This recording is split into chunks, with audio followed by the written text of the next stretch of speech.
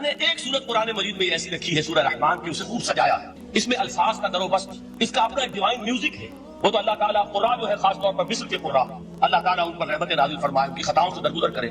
جس طرح قرآن کے انٹرنسک میوزک کو انہوں نے واضح کیا ہے، واقعہ یہ ہے کہ اگر یہ لوگ نہ ہوتے، شیخ عبد الباسط محمد عبد الصمد، شیخ محمود خلیل حسن، یہ لوگ جنہوں نے قرآن کے اس غنا میوزک، یہ لفظ جو ہے آپ حیران نہ ہو کہ میں یہ کچھ توہین کر رہا ہوں قرآن کی، حضور نے یہ لفظ استعمال کیا ہے، تغنو، اس قرآن کو اچھی سے اچھی خوشلہانی کے ساتھ پڑھو۔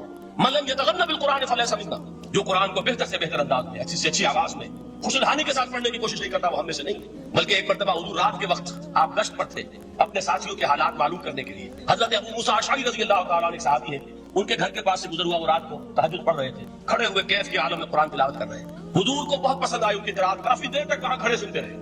اب انہیں کیا پتا کون سن رہا ہے، بالکل اسی طرح سمجھ لیجئے ایک بات یاد آئی ہے، حضور فرماتے ہیں کہ جس طرح کان لگا کر اللہ قرآن کو سنتا ہے کسی چیز کو نہیں سنتا، ہمیں نظر نہیں آتا، ہمیں معلوم نہیں، ہم قرآن پڑھ رہے ہیں تو سننے والا کون ہے؟ سب سے زیادہ کان لگا کر خود اللہ۔ یہاں اس لیے مجھے یاد آیا کہ ابو موسیٰ اشعری کو کیا پتا تھا کہ کون سن رہا ہے، وہ اپنی کیفیت میں نماز میں تہجد میں قرآن کی تلاوت کر رہے تھے، اور ظاہر بات ہے ان کے گھر ایکڑوں میں بنے ہوئے نہیں تھے، ایک ایک کمرہ، ایک ایک کوئی حجرہ، ایسے تو گھر تھے نا صحابہ کے، لہذا حضور پاس سے گزرے، آواز آئی، کافی دیر سنتے رہے۔ اس کے بعد آپ تشریف لے گئے، صبح فجر میں ملاقات ہوئی تو حضور نے تحسین کے انداز میں فرمایا، یا ابا موسیٰ انک قد اوتیت مزمارا من مزامیر آل داؤد، اے ابو موسیٰ تمہیں تو آل داؤد کے سازوں میں سے ایک ساز اللہ نے عطا فرما دیا۔ جس طرح حضرت داؤد، لہر داؤدی مشہور ہے کہ جب وہ پچھلے پہر رات کو حمد کے ترانے الاپتے تھے، قرآن میں ہے کہ پرندے شامل ہو جاتے تھے ساتھ، اور پہاڑ وجد میں آتے تھے، پہاڑ بھی ان کے ساتھ شریک ہوتے تھے، تو جس طرح کا اللہ نے ان کو لہر عطا فرمایا تھا، حضور نے تحسین کے انداز میں فرمایا ہے ابو موسیٰ شریک، اللہ نے تمہیں بھی آل داؤد کے سازوں میں سے ایک ساز عطا فرمایا۔ بہرحال قرآن مجید کا جو یہ میوزک ہے، قرآن کے الفاظ کا جو حسن ہے، جہاں تک حسن معنوی ہے وہ تو ہر لفظ میں ہے، لیکن یہ حسن ظاہری، حسن صوتی، حسن لفظی، یہ اپنے کلائمیکس پر آپ کو نظر آئے گا سورہ رحمان۔ لیکن قرآن میں یہ سورت اس اعتبار سے بھی ممتاز ہے، اس کی 4 آیات پر ذرا توجہ کریں گے، عجیب حقائق سامنے آئے۔ جہاں یہ قرآن مجید کے حسن صوت اور حسن لفظی کی معراج ہے، وہیں اس کی پہلی 4 آیات میں 4 چوٹی کی چیزوں کا ذکر ہے۔ سب سے اونچی چیز پہلی آیت کیا ہے؟ الرحمن، ایک آیت ہو گئی۔ رحمان کیا ہے؟ اللہ کا نام ہے۔ کبھی آپ نے غور کیا اللہ کے ناموں میں سب سے پیارا نام کون سا ہوگا؟ رحمان۔ کیوں؟ اس کا مادہ کیا ہے؟ رحمت۔ ہمیں سب سے بڑھ کر جس چیز کی ضرورت ہے وہ کیا ہے؟ رحمت خداوندی۔ نام اچھی طرح سن لیجیے اس حضور کے قول کو۔ حضور فرماتے کوئی شخص جنت میں مجرد اپنے عمل کی بنیاد پر داخل نہیں ہو سکے گا جب تک کہ رحمت خداوندی دستگیری نہ کرے۔ کسی صحابی نے بڑی ہمت اور جرأت کا ثبوت دیا کہ پوچھ لیا کیا حضور آپ بھی؟ جب آپ نے فرمایا کوئی شخص داخل نہیں ہو سکتا جنت محض اپنے عمل کی بنیاد پر جب تک کہ رحمت خداوندی جو ہے وہ دستگیری نہ فرمائے۔ پوچھا گیا کیا آپ بھی؟ آپ نے فرمایا ہاں میں بھی۔ آپ انداز کیجیے کہ اگر محمد الرسول اللہ بھی رحمت خداوندی کے ضرورت مند ہوں تو تابع دیگر چہ رسد ہماری تو سب سے بڑی ضرورت رحمت خداوندی۔ اب یہ رحمت جو ہے قرآن مجید میں اللہ تعالیٰ کی یہ شان 2 الفاظ کے ذریعے سے آتی ہے، رحیم اور رحمان، اور کوئی مادہ نہیں ہے جس سے 2 نام بنتے ہوں اللہ کا، لیکن یہ مادہ ہے واحد رحمت کا کہ جس سے رحمان بھی ہے رحیم بھی ہے۔ رحیم صفت مشبہ ہے، رحمت دائم ہو جائے گی، مستقل ہوگی تو رحیم کہیں گے، اور رحمان اس میں رحمت کی ہے وہ شان ہے کہ جیسے ٹھاٹھے مارتا ہوا سمندر ہو، ہیجان کی کیفیت، طوفانی کیفیت، رحمت خداوندی کا طوفانی جوش، وہ ہے رحمان۔ آپ تو رہتے اس علاقے میں ہیں، آپ کو معلوم ہے عرب اگر بھوکا مرا جا رہا ہو تو کیا کہے گا؟ انا جوعان۔ پیاسا مرا جا رہا ہو انا عطشان۔ بہت غضبناک ہوگا غضبان، غضبان آصفہ قرآن میں آیا، بہت غضبناک۔ رحمان جس کی رحمت جو ہے جوش میں ہے، ٹھاٹھے مارتے ہوئے سمندر کے مارے، تو یہ اللہ تعالیٰ کے ناموں میں سب سے پیارا نام۔ اب آگے چلیے، الرحمن علم القرآن، رحمان نے قرآن سکھایا۔ رحمت خداوندی کا سب سے بڑا مظہر، رحمان کی رحمانیت کا سب سے بڑا مظہر قرآن۔ ان میں جو منطقی ربط ہے اس کو سمجھتے جائیے۔ اچھا آپ یہ سوچئے جو علم بھی انسان کو حاصل ہوا وہ کس نے دیا؟ اللہ نے۔ سائنس کا علم کس نے دیا؟ اللہ نے۔ علم آدم الاسماء کلھا، وہ علم الاسماء جو حضرت آدم کو دے دیا گیا تھا ازل میں، یہ اسی کا ظہور ہے، یہ اسی کی ایکسفولیشن ہے جو ہو رہی ہے ہوتی رہے گی ابھی۔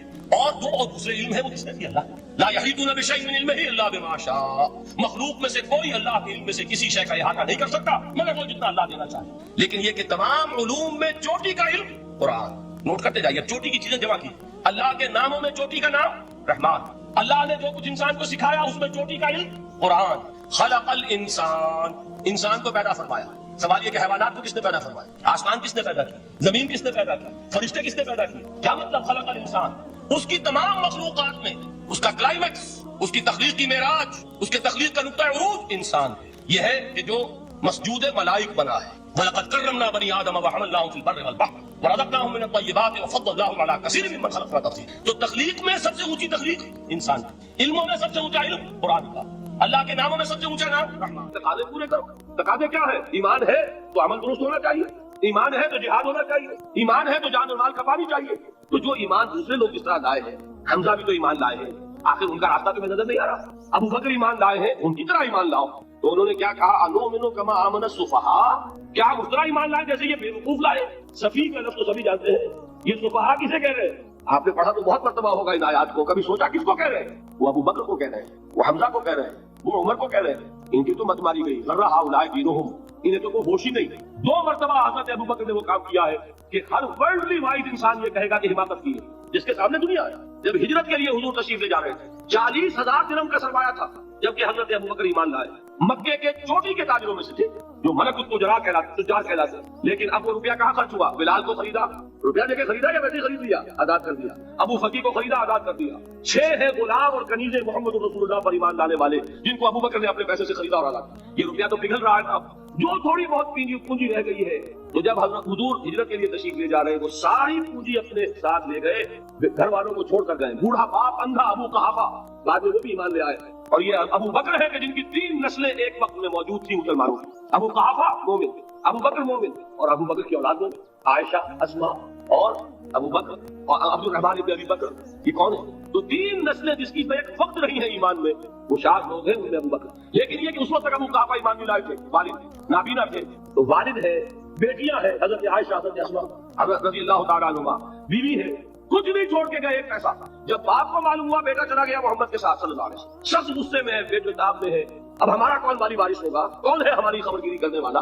बेटियों से पोतियों से अपने पूछते, कुछ छोड़ के भी गया कि नहीं? उनका हाँ अब्बाजान। क्या किया उन्होंने? कभी पढ़ी है बातें? आता कुछ कंकड़ रोड़े लिए, एक कपड़े में कोठी बनाई और अंधे दादा का हाथ ऊपर फिरवाया। देखिए दादा जान के छोड़ गए हैं, ये माल है, ये सोने और चांदी के सिक्के हैं, अब्बाजान हमें ऐसे नहीं छोड़ कर गए। वाकया क्या है कि एक पैसा नहीं छोड़ा अबू बकर ने घर वालों के लिए, सब कुछ ले गए कि क्या पता मोहम्मद के साथ जा रहा हूँ, किस वक्त क्या जरूरत पेश आ जाए सरकार। तो ये तो अक्लमंदी की बात है। अपने गरीबानों में जाके आप ये अक्लमंदी करेंगे? कहे चाहे ना, ये बात दूसरी है। लेकिन ये कि इसको कौन हम में से अक्लमंदी कहेगा? इसी तरीके से जब ग़ज़वा तबूक का वक्त आया, वो वाकया तो बहुत मशहूर है। हजरत उमर फरमाते हैं कि उस जमाने में मेरे पास इत्तेफाकन पैसा बहुत था, मैंने ये सोचा दिल में कि इस मरहले पर तो मैं अबू बकर से बाजी ले जाऊंगा। मुसाबकत उनमें भी थी, लेकिन नेकी की मुसाबकत, खैर की मुसाबकत, इंफाक फी सबीलिल्लाह की मुसाबकत। तो मैंने सोचा कि मैं बाजी ले जाऊंगा। मैंने क्या किया? कुल दौलत जो थी उसके 2 हिस्से किए, एक हिस्सा घर रखा और 1 लाख हुजूर की खिदमत में पेश कर दिया। हुजूर ने पूछा कि उमर घर वालों के लिए कुछ छोड़ा? कि जी हाँ, निस्फ किया मैंने, निस्फ अल्लाह की राह में हाजिर है, निस्फ छोड़ा है। ठीक है। अब वो आए अबू बकर, पूछा हुजूर ने, अबू बकर घर वालों के लिए कुछ छोड़ा? कि नहीं, सिद्दीक के लिए है खुदा का रसूल, बस। घर में अल्लाह और उसके रसूल के नाम के सिवा कुछ नहीं थे। यही है ना, परवाने को चिराग है, बुलबुल को फूल, बस। और सिद्दीक के लिए है खुदा का रसूल, बस। मुझे घर वालों की कुछ नहीं। ये काम जो है, जो ये जिनका हम इस वक्त जिक्र पढ़ रहे हैं, मुनाफिकीन, उनके नजदीक हिमाकत थी या अक्लमंदी थी? ये समझदारी थी या बेवकूफी थी? वो है जो बात कह रहे हैं कि जब इनसे कहा जाता है ईमान लाओ भले लोगों की तरह जैसे दूसरे लोग ईमान लाए हैं, तो क्या कहते हैं? अनुमिनु कमा आमन सुफहा अला इन्नहुम हुमुस सुफहा वलाकिन ला यअलमून। आगाह हो जाओ, असल अहमक ये है, असल बेवकूफ ये है, इन्हें नहीं पता कि हकीकत क्या है, नफा क्या है, नुकसान क्या है। वो जो बात मैंने सूरह अल-अस्र में बयान की थी, वल अस्र इन्नल इंसाना लफी खुस्र इल्ला अल्लज़ीना आमनू व अमिलुस सालिहाति व तवासौ बिल हक़्क़ि व तवासौ बिस सब्र। जिसके ज़हन और क़ल्ब पर ये सूरत कंदा हो जाएगी, उसके नजदीक अक्लमंदी ये है कि सब कुछ अल्लाह की राह में लगा दे। जिसके दिल में ये बात बैठी नहीं, उसके लिए अक्लमंदी है कि बचा बचा कर रखो, छुपा छुपा कर रखो, संभाल कर रखो। अक्लमंदी का उसमें तकादा कुछ और, इसमें तकादा कुछ और। लेकिन यहाँ भी फरमाया वलाकिन ला यअलमून, इन्हें अभी इल्म नहीं है इससे पहली आयत में भी फरमाया वलाकिन ला यशऊरून, इन्हें शऊर नहीं है। लेकिन मैं आपको बता रहा था ये वो गैर शऊरी निफाक है, ये बढ़ता चला जा रहा है। पहले झूठा बहाना था, फिर झूठी कस्में हुई, फिर दुश्मनी हो गई सादिकुल ईमान, जो जान और माल लगा रहे हैं, निछावर कर रहे हैं, परवाना वार अल्लाह पर, अल्लाह के दीन के ऊपर निसार कर रहे हैं अपने आप को, उनसे अदावत, उनसे दुश्मनी, उनका बुग़्ज़, ये 3rd स्टेज तक पहुंच गए। अब भी वो अपने आप को मुनाफिक नहीं समझते, वो समझते अक्लमंद तो हमें, ये तो बेवकूफ है। हम है असल में, भाई समझ के चलना चाहिए, तेल देखनी चाहिए, तेल की धार देखनी चाहिए, दाएं बाएं देखना चाहिए, हिफाजत का भी ख्याल होना चाहिए। ये सारी चीजें तो अक्लमंदी है ना दुनिया के एतबार से। तो वो तो उन्हें बेवकूफ समझ रहे हैं, अपने आप को मुनाफिक कहाँ समझेंगे? चाहिए ठीक है भाई, दीन भी चाहिए, लेकिन दुनिया की फिक्र भी चाहिए कि नहीं? ये आप कहते हैं कि नहीं कहते? ये तो बात आपने बहुत दफा सुनी, भाई ठीक है दीन भी होना चाहिए, लेकिन दुनिया भी तो होनी चाहिए कि नहीं? ये है समझ दुनिया की, ये हमारे मेयारात है। यही वजह है कि दीन दलील से दलील तर हो रहा है। दीन वो जो मैंने हाल ही के अशार सुनाए थे कि पस्ती का कोई हद से गुजरना देखे, इस्लाम का गिर करना उभरना देखे, माने न कभी के मद है हर जगह के बाद दरिया का हमारे जो उतरना दे। ये दरिया चढ़ा कब था? जब सहाबा किराम ने वो फेनेटिसिज्म जिसको आज हम कहेंगे, उसका जब मुजाहरा किया, उसका सबूत दिया, दामे दिन में सुखने, जान माल तन धन सब लगा दिया, तो अल्लाह के दीन में बाहर आ गई, प्रोडक्ट आ गई, दीन का गलबा हो गया। और जब हम अपने समझ कर रखेंगे तो जाहिर बात है कि उसका तो फिर जो हशर होगा वो वही। दीन में कमजोरी, हमारी दुनिया जो है फल रही है, फूल रही है, दीन जो है वो कमजोर होता था। ये है थर्ड स्टेज इस निफाक की, कि जिसके बाद अब कोई इम्कान वापसी का नहीं। ये गैर शऊरी निफाक, जान लीजिए कि ये नहीं है कि माजी में था, इसका कोई इम्कान नहीं, ये ना समझिए। अब भी ये निफाक जो है, ये मैं बता दूं आपको, एक आम आदमी है, दीन का तकादा ही सामने नहीं है, उसे पता ही इतना है कि अल्लाह के दीन का तकादा नमाज रोजा, वो नमाज रोजा कर रहा है, उस पर निफाक का हमला नहीं होगा। उसको आप कह दें कि उसकी समझ कम है, उसका शऊर कम है, उसे पता नहीं है, दीन के तकादों से वाकिफ नहीं है, वो बचा हुआ है, वो महफूज है। वो जो मैंने आपसे कहा था परसों, और एक साहब ने जवाब दिया मुझे बाद में कि आज आपने जो बात कही है तो कल लोग कम आएंगे, आपने डरा दिया कि ये जो तकाजे दीन के सामने आ रहे हैं तो इससे जिम्मेदारी बढ़ रही है।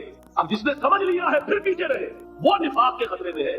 जिसे समझ ही नहीं है वो फिर भी कोई ना कोई उज़्र पेश कर सकेगा कि अल्लाह इन मौलवियों से पूछ जिन्होंने हमें बताया नहीं, इन्होंने तो दीन के तकाजे हमें ये बताए नहीं, इन्होंने तो हमें नूर और बशर में चक्कर दे के लड़ाई रखा, इनसे पूछ। असल से मुजरिम जो है वो ये है, वो वाकया ये है कि किसी दंगे में बचेंगे कि दीन चाहता क्या है, दीन के तकाजे क्या है, तौहीद की हकीकत क्या है, शिर्क की हकीकत क्या है, इसकी तरफ अगर तवज्जो ही नहीं दिलाई जा रही और उस गरीब को पता ही नहीं, उसे पता ही सिर्फ ये है कि खड़े होकर सलाम पढ़ने में इतना फायदा होता है, वो पढ़ रहा भी जाए, लिहाजा उसका मामला आसान है बनिस्बत उस शख्स के जिसके समझ में आ गया हो, बात उसने पाली हो। दीन ये चाहता है, दीन अपना गलबा चाहता है। अल्लामा इकबाल ने गालिब पर एक जो नज़म लिखी है बागे दरा में है, उसका एक शेर बड़ा प्यारा है, गेसुए उर्दू अभी मिन्नत पजीरे शाना है, शम्मा ये सौदाई ये दिल सोजिए परवाना। ये दीन जो है ये तो चाहता है कि अहले ईमान परवाना वार इस शबा पर उछाल जाने लगा दे, गर्दनें कटवा दे। वला तक़ूलू लिमन युक़्तलू फ़ी सबीलिल्लाह अम्वात बल अहयाउ वलाकिन ला तशऊरून। और अगर इससे पीछे हटेंगे, कदम पीछे हटा नहीं कि निफाक की जड़ में आए नहीं, तो निफाक की पहली stage, second stage, third stage वहां पहुंच गए, बात भी नहीं। इसके लिए एक और दो आयत में चाहता हूँ कि उससे इस हकीकत को और समझने अच्छी तरह, ताकि कोई इश्काल न रह जाए। एक आयत तो मैंने शुरू में पढ़ी थी, एक नहीं है एक जगह से, सूरह अनकबूत, और एक आयत है सूरह हज की, वो मैंने शुरू में तिलावत नहीं की। सूरह हज की आयत देखिए, इस कदर प्यारी आयत है, दूसरे रुकू के अंदर आपको आयत मिलेगी, सूरह हज 17वें पारे में है, जिसके बाद शुरू होती है, और उसके दूसरे रुकू व मिनन नास, और लोगों में से कुछ ऐसे भी है मन याबुदुल्लाह अला हर्फिन, जो अल्लाह की बंदगी करना चाहते हैं किनारे पर खड़े होकर। एक है मंझधार में कूदने वाले, कि हर जबादाबाद माँ कश्ती दरा बंदाख दे, जैसे कि तारीख ने किया था, उधर साहिल उर्दूस पर कदम रखा, उधर कश्तियों में आग लगा दी, कि किसी के दिल में ख्याल ही ना आए कि वापसी भी है, कोई किसी के दिल में सवाल ही पैदा ना हो कि अब घर वापस जाना है। तारीख जुबर किनारा अंदु सफीन सो गुफ्तंद कारे तो रहे अपनो खिरत खतास। देखिए वही अकल और बेवकूफी वाली बात आ गई। लोगों ने क्या ये तारीख क्या किया, अकलमंदी की रूह से तो ये गलत है तुमने। अकल तो ये सिखाती है कि जरा संभल कर चलो, जज्बा ये कहता है कि नहीं वापसी का कोई सवाल। इसने इकबाल ने यही नक्शा खींचा है, बेखतर कूद पड़ा आतिश नमरूद में इश्क, अक्ल है